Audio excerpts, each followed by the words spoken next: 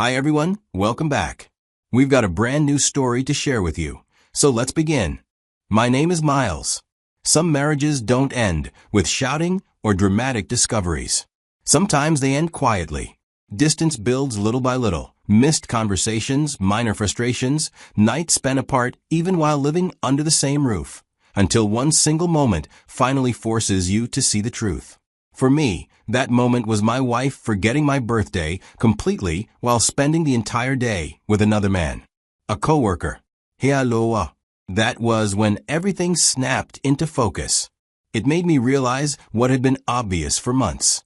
She had already checked out of our marriage, and I was the only one still trying to pretend things were fixable. Ivy and I had been married for many years by then. We started with real connection and hope, but slowly faded into a relationship held together only by routine. We weren't partners anymore, just two people who happened to live in the same space, sharing nothing but bills and silence. We met when I was 26 and working in a mid-sized company, and Ivy was a project manager at another firm. We clicked right away, and within weeks, we were going on dates. Everything moved forward naturally. We became exclusive, met each other's families, and moved in together after a year. 2 years after we met, we got married. The wedding was perfect, a small ceremony followed by a honeymoon in Hawaii. When we came back, we settled in and started building what we thought would be a strong, modern partnership. The first few years really were good. We shared values, supported each other's ambitions, had fun together, and surrounded ourselves with a great group of friends. It felt stable and promising. But slowly, problems began to appear. Just minor conflicts that we never actually solved. We would fight briefly, then avoid talking about it, hoping it would disappear on its own. It never did. We were both ambitious, both working long hours, and both carrying stress home from the office. That stress shaped how we spoke to each other. Sometimes one sharp comment at the wrong moment turned into an evening of cold silence. Sometimes days would pass without a real conversation. Resentment built up on both sides. Ivy said I was always buried in work, canceling plans, ignoring her, even when I was physically present. I felt attacked and misunderstood.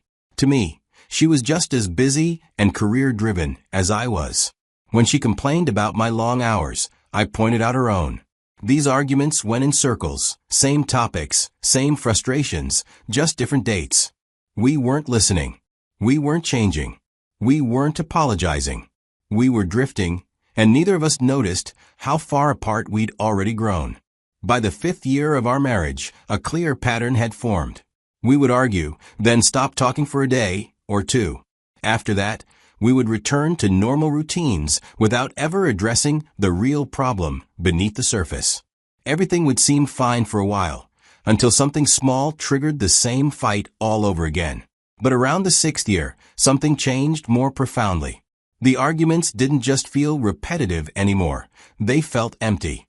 It was like Ivy was slowly pulling back from the relationship in ways I couldn't ignore. Even when we fought, she didn't fight with me anymore. She seemed distant, like she had already checked out. She stopped starting meaningful conversations. Our communication turned into nothing more than basic updates. Who was picking up groceries, which bills needed to be paid, and what time we had to leave for appointments.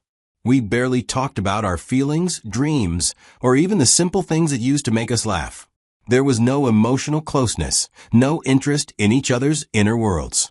She also began spending a lot more time at work. She often texted to say she would be home late because of deadlines or team dinners. Some mornings she left for meetings earlier than usual. And many weekends, she claimed she had urgent tasks that required extra hours. It felt like our home had become a place she visited, not where she lived. Our sex life slowly disappeared. We went from being intimate regularly to once every few weeks, and then to almost nothing at all. Whenever I tried to be affectionate or initiate something, Ivy would say she was tired, stressed, or simply not in the mood. She always promised, "We'll reconnect soon," but that moment never came. I convinced myself that it was just a difficult phase, and we simply needed time to get back on track. We had survived challenges before, so I believed we could survive this too. But deep down, I felt something different. The distance between us didn't feel accidental or temporary. It felt deliberate, like Ivy was slowly and intentionally pulling herself away from me. My 34th birthday was coming up, and even though things between Ivy and me had been tense for months, I still wanted the day to feel special. I wanted our marriage to feel normal again. A part of me hoped that Ivy would make some kind of effort. Maybe she'd plan something small or at least acknowledge the day. I expected my birthday might be a moment to reconnect after all this distance. On the morning of my birthday, I woke up feeling cautiously hopeful. At the very least, I expected a simple happy birthday for my wife. Just some sign that she remembered. Ivy was already up, moving around the bedroom. She seemed hurried, almost like she was running late. She dressed, fixing her hair, applying her makeup with slow, focused attention, and choosing her outfit. The whole time, she didn't mention my birthday, not even in passing. I kept waiting for her to turn and smile at me, to say the simple words I had been expecting. But she acted like it was any other ordinary morning. When she finally left the house, it was with a quick, distracted goodbye. No keys, no worms, no birthday wish. Just the exact rush departure I had gotten used to. I tried not to make it a big deal.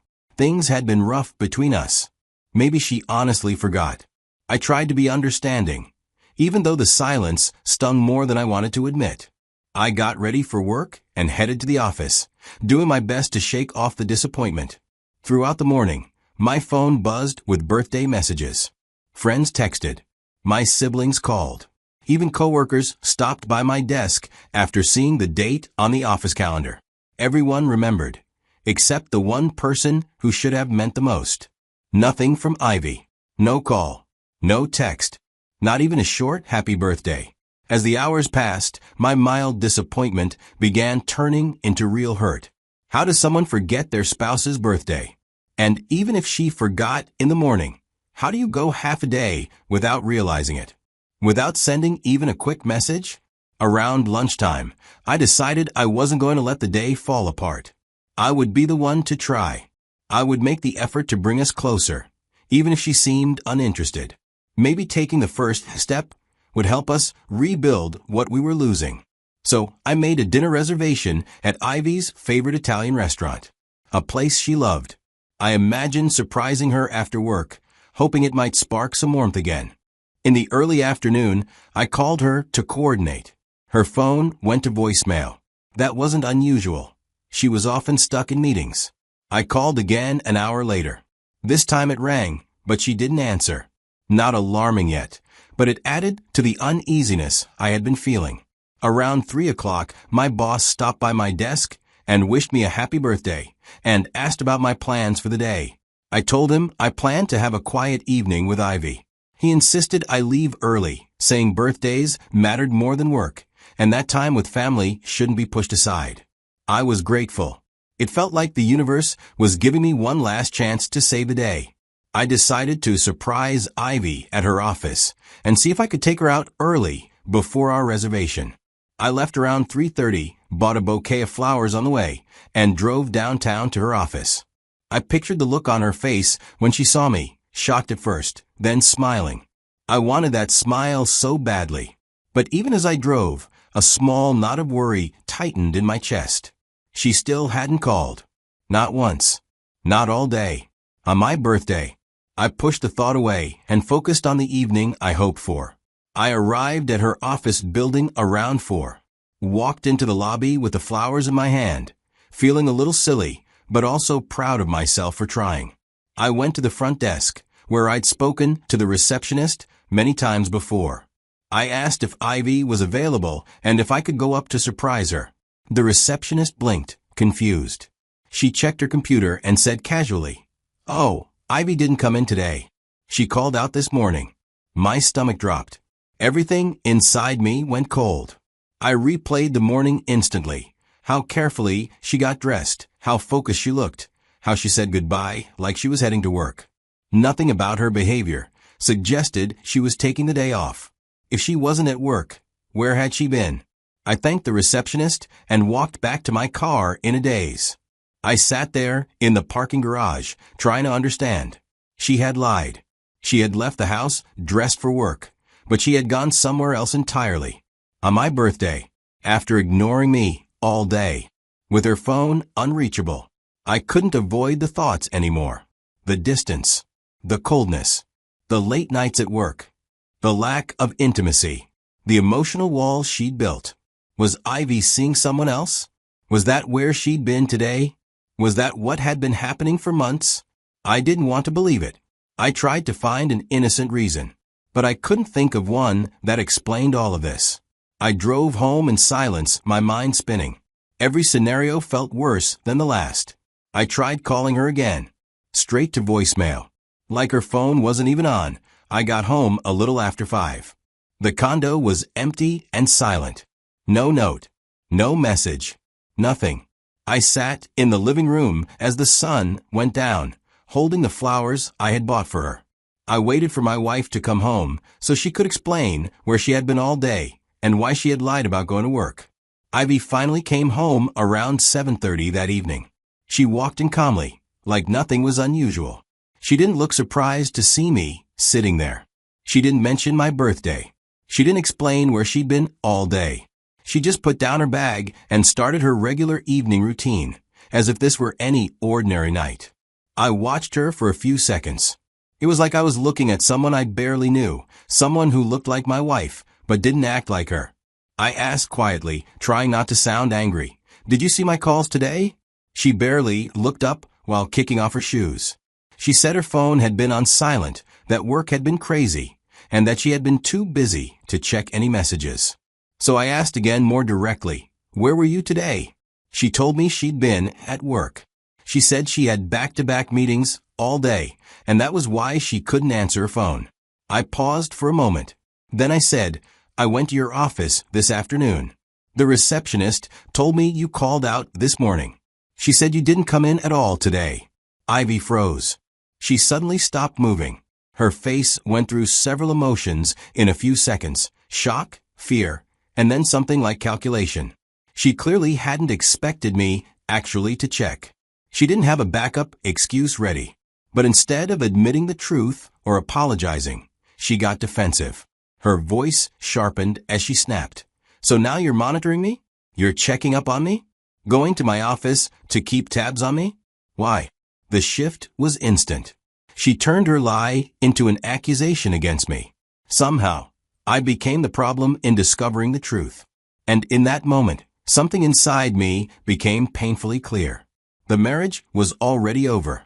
It had been dying for months while I kept hoping to save it. Ivy showed no fear of losing me. No guilt. No sadness. She was angrier about being caught than she was about lying. She didn't even remember it was my birthday. I said quietly, almost without emotion, "I think this marriage is over." I expected her to react, maybe argue, cry, or show some sign that our marriage meant something to her. Instead, she just looked at me with a cold expression, then turned and walked away. She went to our bedroom and closed the door without saying a single word. That night, I slept on the couch, realizing that my marriage had ended on my birthday. It was a painful realization. The next morning, Ivy walked out of the bedroom, got ready for work, and left without mentioning a word about what had happened the night before. No conversation. No effort. She acted like nothing significant had happened. Her complete lack of concern made everything clearer. I wasn't ending a healthy marriage. I was simply accepting a truth that had been there for a long time. Ivy had checked out of the marriage a month ago. She just hadn't bothered to tell me. So that morning, I called a divorce attorney, someone a colleague had recommended. I booked a consultation for later that week. When I met the attorney in her office, I told her I wanted to divorce, but didn't know the best way to handle it. The attorney was calm and direct. She explained that I didn't need to prove infidelity to get divorced. But she also said that if I suspected Ivy was having an affair, hiring a private investigator might help uncover the truth. Not because it would change the legal outcome much, but because it would give me clarity and prevent Ivy from twisting facts later. I agreed. The attorney connected me with a private investigator she trusted. I met the investigator that same week and told him that I am hiring him to watch my wife I plan to divorce and gather information. About 4 weeks after my birthday, I filed for divorce. My attorney handled the paperwork and arranged for Ivy to be served while I was at work. I didn't want to face the confrontation directly. Ivy called me about an hour after receiving the papers. She sounded irritated, angry, and not remorseful. She demanded to know why I was doing this. She said I was overreacting. She claimed I misunderstood everything about my birthday. I asked again clearly, "Where were you that day? If you weren't at work, where did you go?" She paused. Then she admitted she hadn't been at the office. She said she had an off-site meeting with a coworker. She said it was last minute, that she forgot to tell me, that her phone died, that it was all just a series of innocent mistakes. The lie was too smooth, too practiced. It made me realize she had done this before. She was comfortable lying. She had excuses ready for any situation. I told her that from now on, we would talk only through our attorneys. I said I didn't want more explanations. The marriage was over, no matter where she had been that day. She changed tactics and said I was acting paranoid, that I was throwing away 6 years for nothing, that I would regret it. The gaslighting was obvious. She was trying to make my reasonable reaction seem like irrational panic. I ended the call feeling sick. I realized this pattern had probably repeated itself many times over the past year. Her lying, me sensing something was wrong, her turning it around on me, and me doubting myself. The private investigator worked for almost 6 weeks. During that time, he quietly followed Ivy everywhere she went. He took notes on her daily routine, kept records of what she did, and even took photos when needed. When he finally handed me his report, the results were painful, but not shocking. There were several hotel check-ins with the same male coworker. Long, comfortable lunches with him at restaurants all over the city. It was clear that nights when she told me she was working late, but she was actually at his apartment. It wasn't a one-time mistake, it was a pattern. A well-organized lie that had clearly been going on for months. The timeline the investigator built showed something important. The affair had likely begun about 10 months earlier. Suddenly, everything clicked. She didn't need intimacy from me anymore because she was getting it somewhere else. Her frequent irritation. She was stressed from juggling a secret relationship while pretending to be a loyal wife. The emotional distance. She had already invested her heart in another man. Even my birthday, the day everything finally hit me, wasn't special in her affair timeline. It was just another day. She chose him over me. Another day. She decided on secrecy over honesty. Another day, she let our marriage fall apart while she built something new behind my back. The divorce process lasted several months. Washington State's community property laws made splitting our belongings fairly straightforward. We had both worked throughout the marriage, earned similar incomes, and didn't have huge assets. In the end, we divided everything almost evenly without a big fight. What hurt most was that Ivy never admitted anything, not even when I showed her the investigator's photos. She stuck to her stories about late meetings and harmless lunches, acting as if I were paranoid or unreasonable for asking questions. She lied even when the truth was right in front of both of us. Her refusal to be honest during the divorce was, in some ways, more painful than the affair itself. She couldn't even give me the basic respect of the truth while our marriage was ending. She carried her lies all the way to the finish line. The divorce was finalized about 8 months after my birthday. By the following summer, we were legally separated, and the marriage was over. I never got closure from Ivy. No honest talk, no genuine apology, no acknowledgement of the damage she caused. Just more denial, more gaslighting, more pretending until we officially had no reason to speak anymore. But even with the truth in my hands, the pain didn't magically disappear. It didn't erase the months of being lied to. It didn't undo the betrayal or fix the damage done to my ability to trust. Looking back now, years later, I see things more clearly. I understand that most marriages don't collapse in one big, dramatic moment. They usually fall apart slowly, piece by piece. That's what happened with Ivy and me. Our marriage didn't end because of one affair. It ended because of all the little arguments we never fixed, the growing distance we ignored, and the silence that built up between us. The cheating was not the cause. It was only the final sign of a relationship that had already been dying. I also learned that when someone has emotionally checked out of a relationship, they become very good at lying. Ivy's calm answers, her excuses, her quick explanations, they came from months of practice. She had built an entire routine for living a double life. Betrayal doesn't happen by accident. It takes planning, secrecy, and a kind of coldness that slowly changes a person. I learned that trying to get the truth from someone who no longer cares about you is pointless. All the times I begged Ivy for honesty never worked. She had already disconnected from our marriage long before I found out the truth. People who have stopped loving you don't suddenly become honest just because you confront them. I learned how damaging gaslighting is. Ivy made me question my own memory, my own instincts, my own sense of reality. She lied so consistently that I started doubting myself. Recovering from that has taken time. I've had to slowly rebuild confidence in my own judgment. Most of all, I learned that being alone is far better than being with someone who has already left you emotionally. The months I spent trying to save the marriage, while she was secretly destroying it, were the loneliest months of my life. True loneliness isn't living alone. It's sleeping beside someone who has already abandoned you in their heart. I've made peace with how things ended. I know now that I couldn't have saved a relationship with someone who betrayed me so deeply and never showed genuine remorse.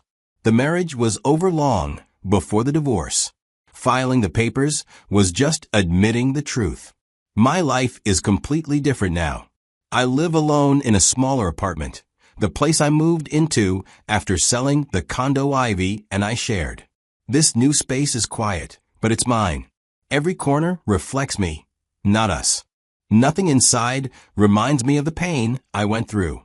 I haven't dated seriously since the divorce.